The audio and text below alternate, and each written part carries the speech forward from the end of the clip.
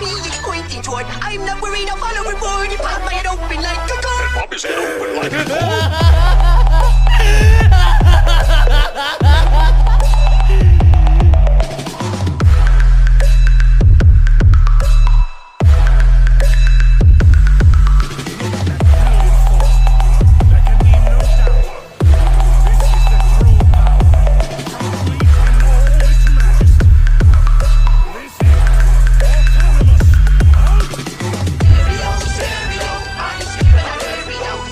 इस एपिसोड की स्टार्टिंग में हम देखते हैं गोकू कामेहामेहा की ट्रेनिंग कर रहा होता है।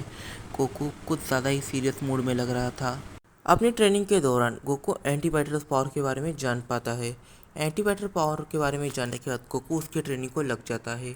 एंटीबैटल पावर्स की वजह से गोकू अपनी की और अपनी एनर्जी इन दोनों को ही अच्छे से कंट्रोल कर पाएगा, जो वो अभी के टाइम पे नहीं कर पा रहा है। बट इसे अचीव करने के लिए गोकू को मेडिटेशन करनी पड़ेगी, और वो भी कुछ ज़्यादा ही सीरियस मेडिटेशन।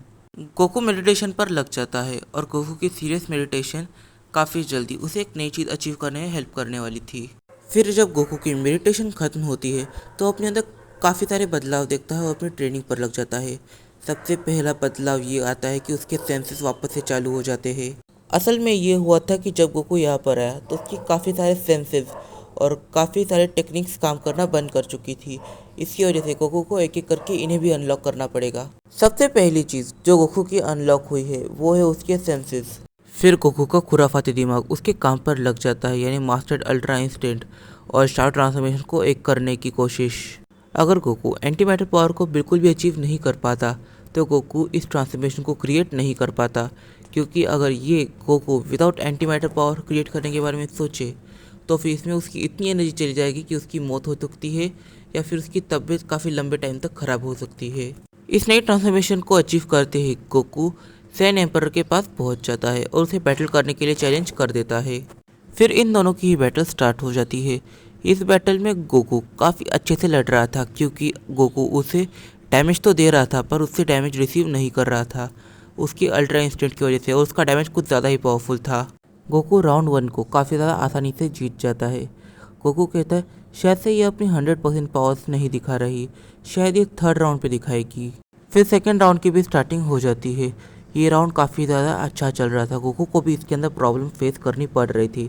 इसका मतलब कि वो अपनी 100% पावर पर नहीं लड़ रही थी, वो धीरे धीरे अपनी पावर्स को बढ़ाएगी। गोकू सेकेंड राउंड में जीत जाता है और थर्ड राउंड में सैन एम्परर अपनी फुल पावर के साथ लड़ने का डिसाइड करती है। वो अपनी फुल पावर में चली जाती है। इस बार गोकू को बैटल करने में वाकई में काफ़ी ज़्यादा मुश्किल आने लग जाती है। गोकू की स्ट्रेंथ और उसकी स्पीड ही थी जो उसे बचा रही थी, अब वो उसे मैच करने लग गई थी। इस राउंड को सैन एम्परर जीत जाती है।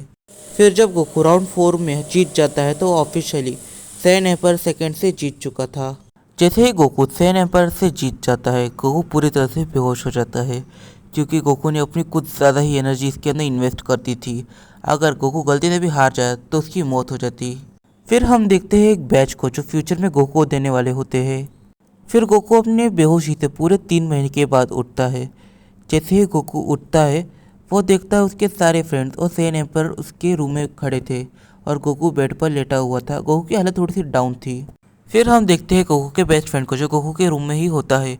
वो गोकू से कहता है तो हमें अगले बैटल के लिए चलना चाहिए। मैंने सैन एम्परर से बात कर ली है, वो हमें सीधा अगले सैन एम्परर का एड्रेस दे रही है। हमें किसी बॉडीगार्ड से लड़ने की अब ज़रूरत नहीं पड़ने वाली, क्योंकि अगले सैन एम्परर का कोई भी बॉडीगार्ड नहीं है। गोकू अभी अगले वॉरियर से लड़ने के लिए काफ़ी ज़्यादा एक्साइट लग रहा होता है। तभी उसकी नज़र केल पर जाती है। गोकू केल से कहता है देखो अभी हम दोनों बैटल करने के लिए जाने वाले हैं, तो तुम तुम्हारे इंशेंटर्स के साथ ही रुको।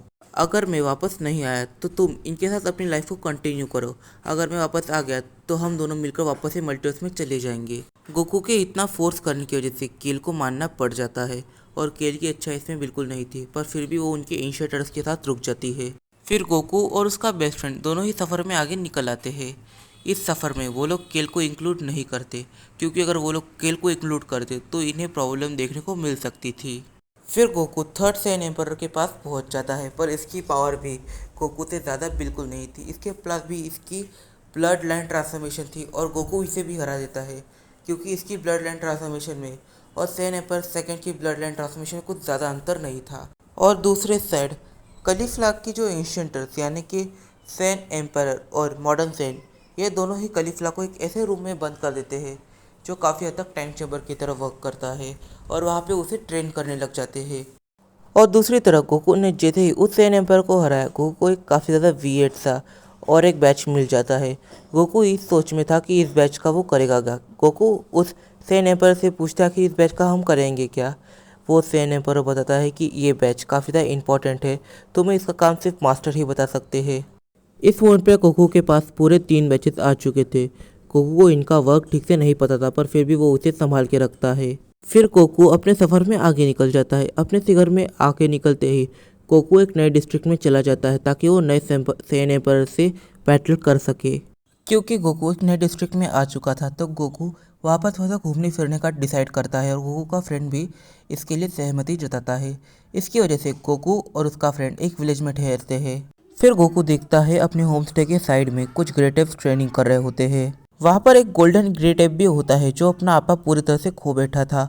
वो पूरी तरह से डिस्ट्रक्शन की सोच में था, पर वो कुछ भी नहीं कर पा रहा था क्योंकि वहाँ पर काफ़ी सारे ग्रेटेव्स थे। फिर गोकू एक चीज़ नोटिस करता है कि ये जो ग्रेटेव है ये बाकी ग्रेटेव से कुछ ज़्यादा ही पावरफुल है। तभी गोकू ट्रेनिंग करती हुई एक फीमेल सैन को देखता है जिसके पूरे शरीर पर फर था और उसके बाल कुछ ज़्यादा ही अजीब लग रहे थे।